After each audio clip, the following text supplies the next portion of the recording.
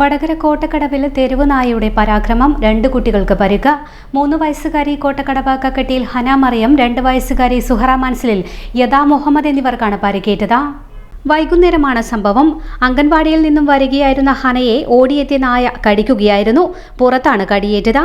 വീട്ടുമുറ്റത്ത് കളിക്കുകയായിരുന്ന യദയെ കൈക്ക് കടിച്ച് പരിക്കേൽപ്പിച്ച ശേഷം നായ ഓടിപ്പോവുകയും ചെയ്തു. ഇരുവരെയും വടകര ഗവൺമെന്റ് ജില്ലാ ആശുപത്രിയിൽ പ്രവേശിപ്പിച്ചു. പ്രദേശത്ത് തെരുവു നായ ശല്യം രൂക്ഷമാണ്. കഴിഞ്ഞ ദിവസം 4 പേർക്ക് ഇവിടെ നായയുടെ കടിയേറ്റിരുന്നു. പരിക്ക് ഗുരുതരമായതിനാൽ ഇതിൽ 2 പേരെ കോഴിക്കോട് മെഡിക്കൽ കോളേജിലേക്ക് മാറ്റുന്ന സ്ഥിതിയുണ്ടായി. നിരന്തര സംഭവങ്ങളിൽ നാട്ടുകാർ ഭീതിയിലാണ്. വാർഡിൽ 4 ദിവസമായി തെരുവ് നായ്ക്കളുടെ ആക്രമണം വ്യാപകമായിട്ട് നടക്കുന്നുണ്ട്. ഇന്നിപ്പോൾ രാവിലെ മുറ്റത്ത് കളിച്ചുകൊണ്ടിരിക്കുന്ന 3 വയസ്സുള്ള ഒരു കുട്ടിയാണ് രാവിലെ കടിച്ചത്. അതിനുശേഷം അംഗനവാടിയിൽ നിന്ന് വിട്ടുപോകുമ്പോൾ ഒരു കുട്ടിയെ ഓടിക്കടിച്ചു.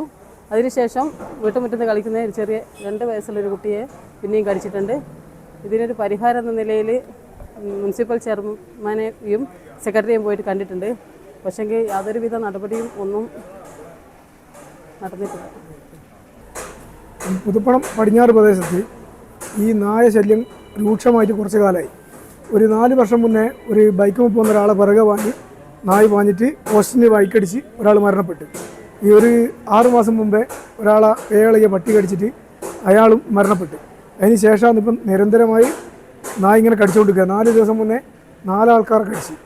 ആ കടിച്ച നായി ആ ഓടുന്ന ഓട്ടത്തിൽ കടിച്ച നായിൽ ഒരു നായാണ് ഇന്നിപ്പം ഈ 3 കുട്ടികളെ കടിച്ചിരിക്കുന്നത്. ഈ ഓടിയ നായി തന്നെ, ഈ ഭ്രാന്തളെ ഓടിയ നായി 4 5 നായ്ക്കളെ കടിച്ചിട്ടുണ്ട്. അത് നാട്ടിലാകെ ബുദ്ധിമുട്ടാണ്.